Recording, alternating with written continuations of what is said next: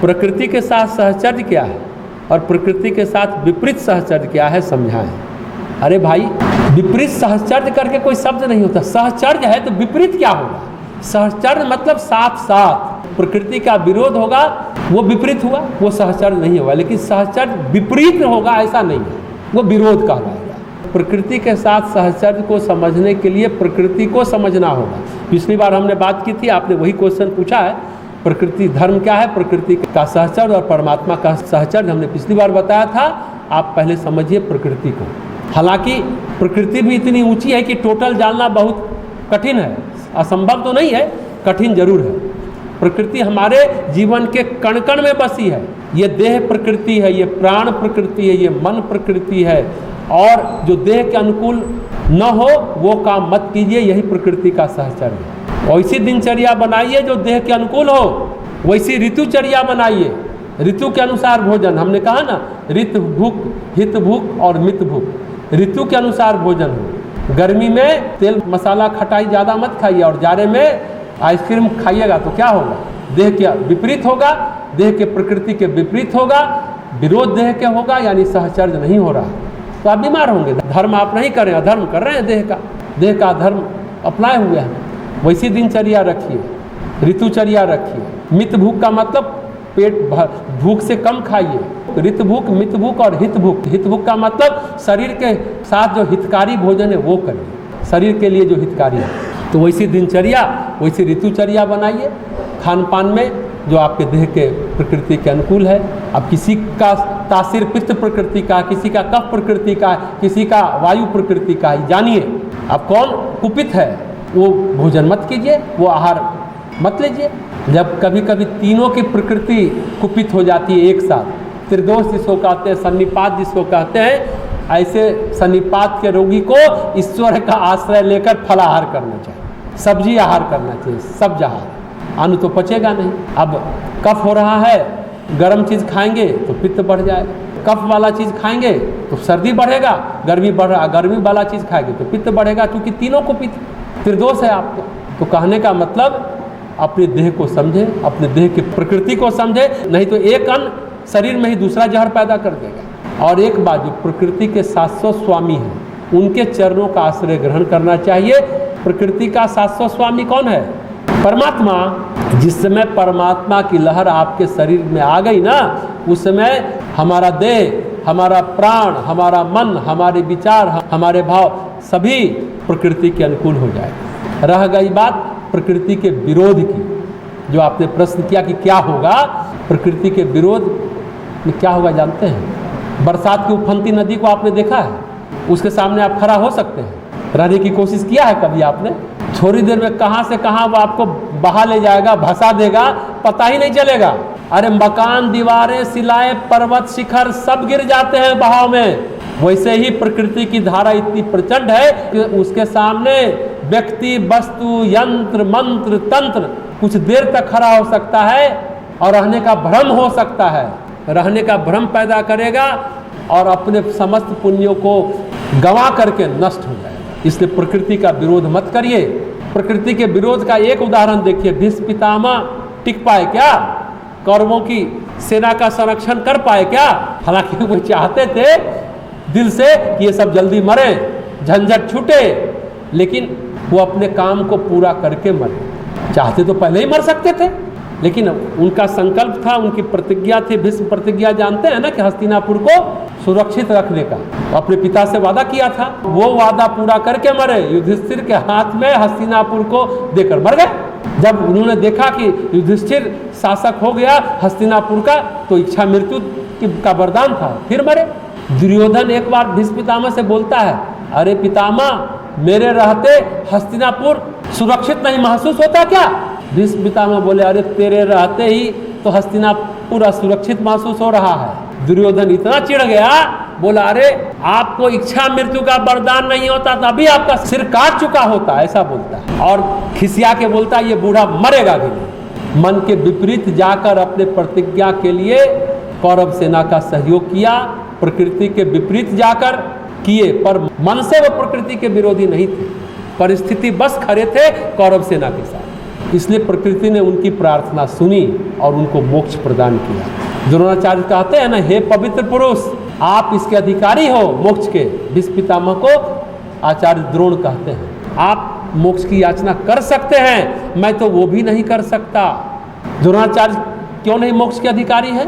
वो कहते हैं मैं उसका अधिकारी नहीं हूं, क्योंकि द्रोणाचार्य का जीवन आसक्तियों में बीता, अहंकार में बीता। लेकिन भीष्म का जीवन आसक्तियों में दिख रहा था पर बंधा हुआ नहीं था। द्रोणाचार्य का पुत्र के प्रति मोह, आसक्ति, बदला लेने की भावना, ये आसक्ति द्रोणाचार्य में। भीष्म तो केवल और केवल मर्यादा में बंधे थे, बाकी कोई आसक्ति का बंधन नहीं था। अपने पिता के वचनों में बंधे थे। दुर्योधन या धृतराष्ट्र से वो बंधे हुए नहीं थे भीष्म पितामह। तो प्रकृति का सहचर्य मतलब जीवन का साथ। गीता में भगवान कृष्ण ने अष्टधा प्रकृति की बात कही है। प्रकृति को समझने का मतलब है पंच तत्व, पंच महाभूत। क्या क्या है पंच तत्व? पृथ्वी तत्व, जल तत्व, अग्नि तत्व, वायु तत्व, आकाश तत्व। 5 तत्व हुआ अष्टधा प्रकृति। 5 हो गया। 3 है मन, बुद्धि, अहंकार। भगवान कृष्ण ने अष्टधा प्रकृति की बात कही, इसको याद रखिए आप लोग। ये पंच महाभूत हैं और मन, बुद्धि और अहंकार। ये मन को विकृत करते करते बुद्धि को विकृत कर लेते हैं हम लोग। अहंकार, मन भी विकृत होता है, बुद्धि भी विकृत होता है, और अहंकार बार बार वासना में क्यों जाता है? यही विकृति है। ये मन, बुद्धि, अहंकार है परमात्मा में लीन होने के लिए, विकृति पैदा करने के लिए नहीं है। ये पंच महाभूत है प्रकृति में लीन होने के लिए, यही सहचर्य है। ये अष्टधा प्रकृति में ये 5 तत्व प्रकृति में लीन हो, मन, बुद्धि, अहंकार परमात्मा में लीन हो, इसके लिए मिला है अष्टधा प्रकृति की बात कही गई है। जितना आप इसको करते जाएंगे उतना प्रकृति के साथ सहचर्य होता चला जाएगा। ये सरलतम मार्ग है सहचर्य का। जीवन को ईश्वर उन्मुखी बनाइए। अभी शंकराचार्य की बात हमने कही, चित्त ही प्रकृति है। ये सूक्ष्म बात है, ये शरीर की संरचना है। ये चित्त के उभार के अलावा ये शरीर की संरचना कुछ नहीं है। चित्त ही प्रकृति है, ये अष्टधा प्रकृति ही चित्त है। चित्त में उभार पैदा होगा, जिसे हम प्रारब्ध कहते हैं, पूर्व जन्म का कर्म खाते हैं, उसका फल हमें भुगतना ही पड़ता। जैसा है वैसा ही माता पिता मिलेंगे। चित्त की संरचना के अनुसार आप सहरसा में जन्म लिए, पटना, दिल्ली, अमेरिका क्यों नहीं जन्म लिए? तो चित्त का उभार जैसा होता है, प्रारब्ध कर्म जैसा होता है, वैसे माता पिता मिलते, वैसा ही स्थान मिलता है। देश काल परिस्थिति चित्त के उभार के अनुसार निर्धारित होता है। तो शरीर में पंच महाभूत, पंच तन्मात्रा उसी तरह से इकट्ठी होती चली जाएगी, और चित्त नहीं है तो संभव ही नहीं है शरीर का निर्माण। प्रारब्ध का वास स्थान चित्त है। इसलिए जीवन में सब कुछ जो कुछ है, सुख दुख, संसाधन, अकेलापन, भीड़, सब कुछ का बीज चित्त के प्रारब्ध में जमा है। देखिए एक बात और समझने की, योग जो है ना, ज्योतिष को मान्यता नहीं देता, इसलिए कि वो कहता है कि ज्योतिष क्या है? ज्योतिष है कर्माशय के आरोह अवरोह का गुणनफल, गणना ज्योतिष शास्त्र है। उसकी गणना है कि कर्म की गणना, ज्योतिष क्या है? कर्म की गणना है। और योग उन प्रक्रियाओं को जानता है जिससे कर्माशय को तोड़ा जा सके। इसलिए ज्योतिष की समस्त संरचना टूट जाएगा, और इसलिए वो ज्योतिष को नहीं मानता। योग उन विद्याओं को, उन विधाओं को जानता है जिससे प्रारब्ध का, कर्म का, हर चीज की संरचना तोड़ी जा सकती है। योग हर चीज को तोड़ने की क्षमता रखता है, और अगर तोड़ने की क्षमता नहीं रखेगा तो कैवल्य तक नहीं पहुंचाएगा, मोक्ष तक नहीं पहुंच पाएगा, बोध तक नहीं पहुंच पाएगा। अगर नहीं है तो कैवल्य बोध कैसे होगा? ये ज्योतिष योगी के लिए इसलिए नहीं है। ज्योतिष सांसारिक जीवन जब तक जी रहे हैं उनके लिए है। ज्योतिष योग के लिए, योगियों के लिए विरोधी या सहयोगी कुछ भी नहीं है। सामान्य व्यक्ति के लिए सहयोगी है, जिनके चित्त के कर्माशय को तोड़ने का साहस न उनमें है और न वो प्रयास करते हैं, उनके लिए ज्योतिषी है। ये ज्योतिषी प्रकृति के नियम को समझाता है। प्रकृति तक ज्योतिष की सीमा है, आत्मा तक नहीं है।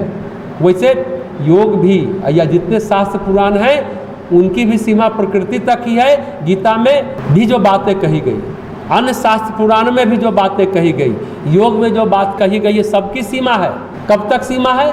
क्योंकि हर प्रयास, जितना हम प्रयास करते हैं वो प्रकृति के अंतर्गत ही करते हैं, प्रकृतिगत होते हैं। साधना के भी समस्त प्रयास चित्तगत होते हैं, चित्त में ही होते हैं। चित्त शुद्धि के बाद कोई योग, कोई ज्योतिष, कोई धर्म, कोई शास्त्र, कोई साधना, कोई तप की जरूरत नहीं रहती है। चित्त शुद्धि के बाद आप आत्मलीन हो जाते हैं। देखिए बताइए, नाव की जरूरत कब तक है? जब तक नदी के पार न चले जाए। पानी से पैर बाहर रखा तो नाव का क्या करेंगे आप? नाव को सिर पर रखकर घूमेंगे? नहीं ना। तो योग हो, भगवत गीता हो या कोई और हो विद्या हो, चित्त शुद्धि तक ही है ना। चित्त शुद्धि के बाद किसी की आवश्यकता नहीं है। तो प्रकृति के साथ सहचर्य का मतलब जीवन को विपरीत धारा में न बहाएं। प्रकृति का मतलब है आपका स्वभाव। आपके शरीर का स्वभाव क्या है? अपने शरीर के स्वभाव को समझिए, मन के स्वभाव को समझिए, अपने चित्त के स्वभाव को समझिए और उस अनुरूप आचरण करिए, नहीं तो मरिए। यही कहेंगे ना, प्रकृति के विपरीत होने पर किसी का भला नहीं हुआ। अरे जब सती जलकर मर गई, सती को जलना पड़ा प्रकृति के विरोध में जाकर। शंकर जी कहते रहिए, जहाँ श्रद्धा लगाना चाहिए आप तर्क लगा रही हैं। सती तर्क लगाई, भस्म हो गई। सती को भी आप प्रकृति कह सकते हैं, लेकिन प्रकृति सिर्फ स्त्री नहीं है, प्रकृति तत्व होता है। इस बात को समझिएगा।